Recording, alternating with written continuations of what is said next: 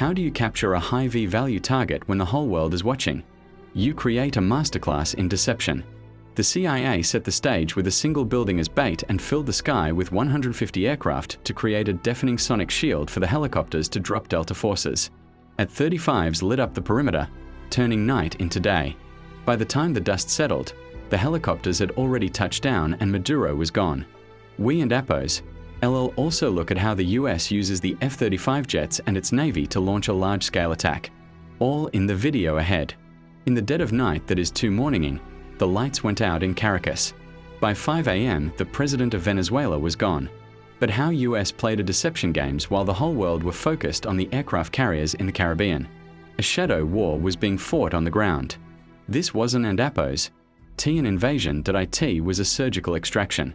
We finally have the declassified timeline of how US forces breached the heart of Caracas and extracted Nicolás Maduro. Let and APOs start with step 1, the setup. This didn't and APOs happen overnight. For months, the US had been tightening a naval quarantine around Venezuela. The US R-4 Carrier Strike Group and the US UEMA Amphibious Ready Group were parked off the coast. The pretext was clear. The US designated the Venezuelan government a narrow terrorist state, specifically targeting the drugs lords. But while the Navy squeezed the coast, intelligence assets were tracking one man. They waited for a specific window, a moment where Maduro was stationary and vulnerable. Step 2. The strike.it began at exactly 2 in the morning Venezuelan Standard Time. High above, several F-35 stealth fighters punch a hole through the enemy lines, destabilizing their anti-air defenses. Like these Russian S-300 missiles located all over the strategic high V-value target. With the skies clear, the path opens for Delta Force helicopters to fly straight towards the mission. Here comes the deception. As the helicopters flew, the jet started firing with more strikes as it hit Fortuna, the main military base and command center, and La Carlo Air Base, destabilizing Venezuelan air support. Reports from the ground described widespread explosions and a sudden communications blackout. The chaos wasn't the goal.it was the cover. But how did the raid happen? Under the cover of darkness and chaos, the Tier 1 operators went to work. But what is the exact unit tasked with the mission? It is the Delta Force, one of the most elite secretive special forces units in the US military. Witnesses in Caracas reported low-flying aircraft skimming the rooftops, flying well below radar coverage. The team breached a secure compound believed to be a safe house within the massive Fort Tuna complex. Resistance from the Venezuelan Presidential Guard was swift but ultimately futile as the helicopters lay cover fire. The operators moved to surgical speed, landing on multiple points. But how exactly the capture and extraction happened? For this, let's look at step 4. Specialized helicopters hovered over the objective to insert the assault team. While dozens of attack helicopters laid down suppression fire, the Delta Special Forces descended and started the search for the high V-value targets. How did they find him? Simple.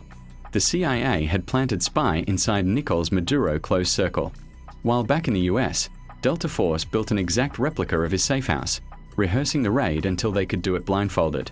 While operators breached the room so fast his security could not even react to the situation, as the sound of flash grenades disoriented the security guard using blowtorch, they caught him before he could even lock all the doors. Maduro's shock and or froze him as Delta Force breached the compound. Nicolás Maduro and his wife Celia Flores were physically secured. This wasn't a negotiation. They were detained and immediately moved to the extraction point. These aircraft are capable of performing urban extractions from buildings and refueling in midair. Within minutes, they were airborne, leaving Venezuelan airspace and heading to a secure floating staging base in the Caribbean. This Operation Southern Spear has changed the geopolitical map of South America overnight. But wait, before after the extractions, there were reports of F-35 jets also leading the tip of the spear for the attack. We'll look how the United States used F-35 jets instead of F-16s for operations in Venezuela. Because this is a well-organized and militarized Venezuela has positioned advanced Russian S-300 missile systems, Chinese radar networks, integrated Russian air defenses, and Shahed drones along its borders. This creates a highly lethal and challenging environment that older S-16s would struggle to survive. It also has 3 amphibious aircraft carrier and surveillance plane to turn it into a massive command and control juggernaut capable of overcoming a modern military's air defenses. Signals a readiness to counter Venezuela's entire air defense network if necessary. But why Venezuela Air Force failed to intercept? As of 2025, Venezuela's fighter jet fleet consists mainly of approximately 21 Sukhoi Su-30 multi-role fighters delivered by Russia between 2006 and 2008, which now form the backbone of their combat air power. Additionally, they maintain about 5 operational S-16 Fighting Falcons from an older batch, including 3 single-seat S-16 as 2 two-seat S-16 VS. These S-16s are aging and suffer from limited maintenance and part support due to US sanctions, although they have been supplemented with Israeli upgrades.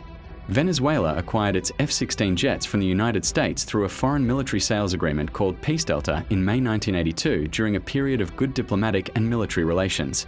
They were the first Latin American country to receive the S-16, with deliveries occurring between 1983 and 1985. The reason the US does not use F-16s in current operations is because these jets lack the stealth capabilities necessary to evade the S-300 and other integrated defenses. The advanced S-300V or anti-2500 systems supported by dense Chinese and Russian radar can easily detect and target older aircraft at long ranges. Sending F-16s into such an environment would result in high attrition risks, as they are vulnerable to radar detection and missile engagement. Not to forget the Russian Buk air defense system that can take out an S-16 with ease. These are cheap R-15 or 24 Buk systems are already active and mobile all over the country. The F-35, however, offers crucial advantages. Its stealth design enables it to fly undetected or with much lower risk, making it effective against advanced surface-to-air missiles and network radar systems.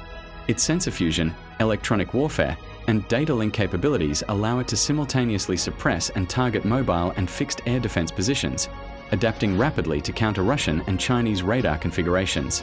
While the aircrafts took out the anti-air defenses Venezuelan military as a whole, this allowed the CIA and special forces to advance towards its target. The overwhelming presence of advanced Russian, Chinese, Iranian, and indigenous air defense and drone systems on the Venezuelan border means that the stealth fighter jets or the first wave of attack provide both the survivability and strike capability required for such operations. But how do they rotate clockwise? This is roughly 810 miles, which translates to around 1.5 hours of flight time for an F-35 flying at high subsonic speeds.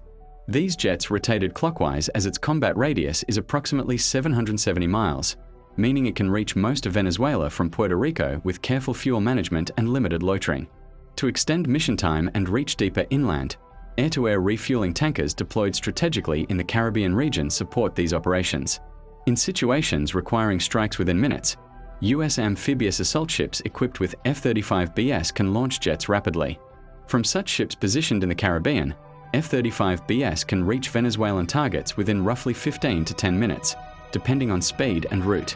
Targets typically include narrow traffickers networks, air defense installations, command centers, and drone facilities, enabling flexible sea-based strike options against both Venezuelan military and criminal infrastructure.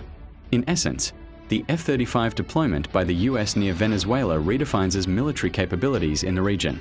It combines stealth, advanced sensors, electronic warfare, and docked operations to overcome sophisticated air defenses and maintain persistent air superiority and rapid strike ability against a broad spectrum of targets in Venezuela. This reflects a strategy that goes beyond counter-narcotics to deter and, if necessary, decisively counter the Venezuelan military threat. We also made a deep dive into the sea, air, and land components of the nuclear triad. So subscribe for more videos to not miss a beat.